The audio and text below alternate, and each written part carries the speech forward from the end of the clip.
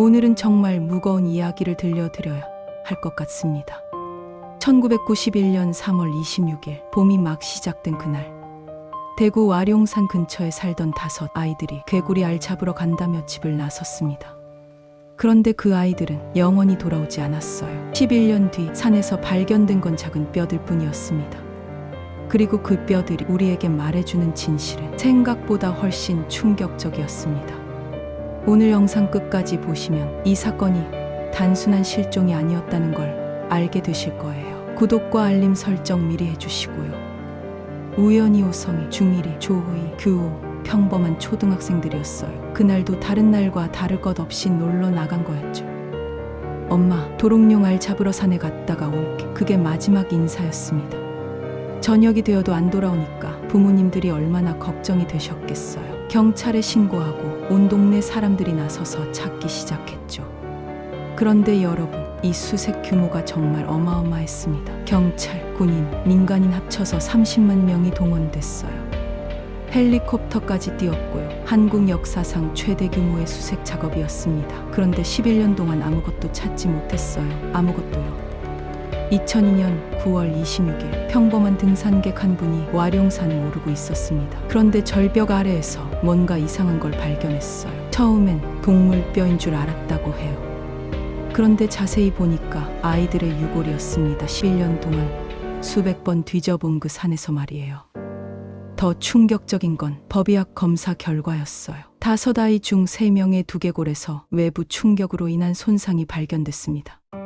그것도 살아있을 때 생긴 상처였어요. 이 순간 모든 게 바뀌었습니다. 단순한 실종이 아니었던 거죠. 그런데 여기서 더 화가 나는 일이 벌어졌어요.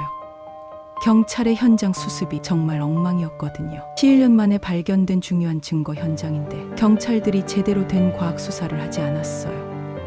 현장 보존도 제대로 안 되었고 유골 주변의 물품들도 대충 수습했다고 해요. 더 심각한 건 현장에서 발견된 옷가지나 소지품들을 체계적으로 분석하지 않았다는 거예요. 11년간 풍화된 상태였지만 그래도 DNA 검사나 섬유 분석을 통해 추가 단서를 찾을 수 있었을 텐데 말이에요. 심지어 현장 사진도 제대로 찍지 않았어요. 나중에 재조사할 때 참고할 자료가 거의 없었던 거죠. 결국 소중한 골든타임을 또 한 번 놓친 겁니다. 진실을 찾아서 미스터리한 가설들 말해보겠습니다. 두개골 손상 흔적 때문에 가장 유력한 건 역시 타살설이에요. 그런데 2022년에 온라인에서 엄청난 화제가 된 가설이 있었어요. 이른바 버니어 캘리퍼스 가설인데 어떤 네티즌이 올린 추이였어요. 범인은 인근 공업고등학교 학생이고 범행 도구는 버니어 캘리퍼스다라는 내용이었죠. 그런데 여기서 반전이 있었습니다. 한 방송에서 당시 그 학교 출신을 인터뷰했는데 그분이 이렇게 말하시더라고요. 우리 때는 버니어 캘리퍼스 같은 정밀 공구는 안 썼다. 그리고 또 하나 중요한 정황이 있어요. 90년대 초반에는 학생들이 산에 가서 본드를 흡입하는 경우가 종종 있었어요. 만약 아이들이 그런 현장을 목격했다면 목격자 제거를 위한 범죄였을 가능성도 있다는 거죠. 반면에 당시 수사를 담당했던 경찰 반장님은 지금도 다른 의견을 고수하고 계세요.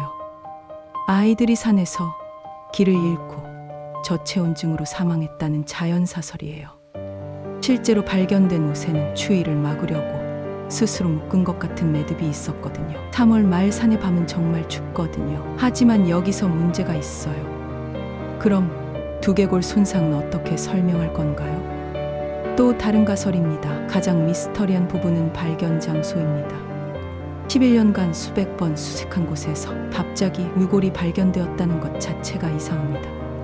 아이들이 스스로 도달하기 어려운 험한 절벽이었거든요. 이는 누군가 시신을 옮겼을 가능성을 시사합니다. 만약 범인이 시신을 한 번 숨겼다가 다시 그 장소로 옮겼다면 몇 가지 추론이 가능합니다. 범인은 해당 지역을 매우 잘 아는 사람이었을 것입니다.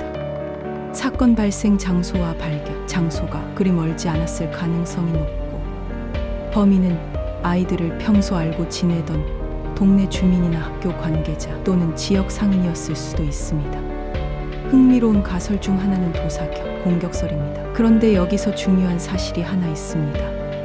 실제로 당시 와룡산 근처에는 도사견 농장이 여러 개 있었다는 것입니다. 90년대 초반 도사견, 사육이 한창 유행했던 시기요. 투견 문화가 성행하면서 괴구 주변 산간 지역에도 여러 도사견 농장들이 운영되고 있었거든요. 도사견은 투견으로 개발된 맹견으로 공격성이 매우 강합니다.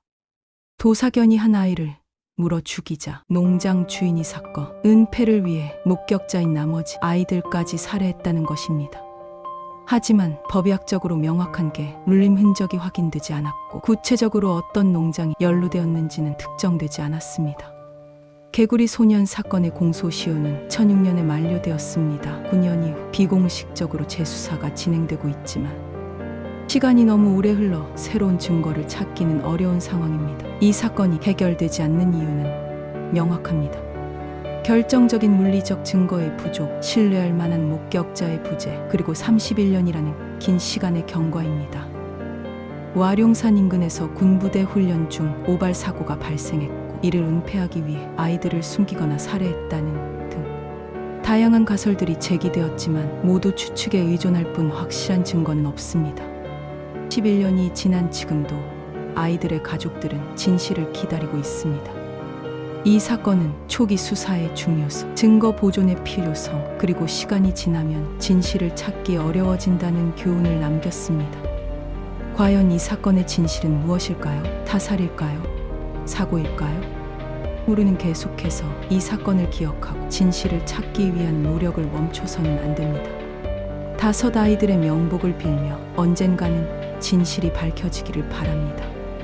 이 영상이 도움이 되셨다면 구독과 좋아요 부탁드립니다.